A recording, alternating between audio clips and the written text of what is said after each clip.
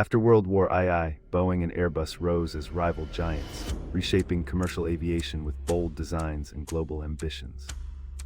The rivalry crystallized with mass air travel in the 1960s, Boeing's long-haul dreams clashing with Airbus's European scale and engineering discipline. Pivotal moments followed, the 747 turning air travel into a commodity, and the A320 family delivering modular efficiency that redefined routes and maintenance.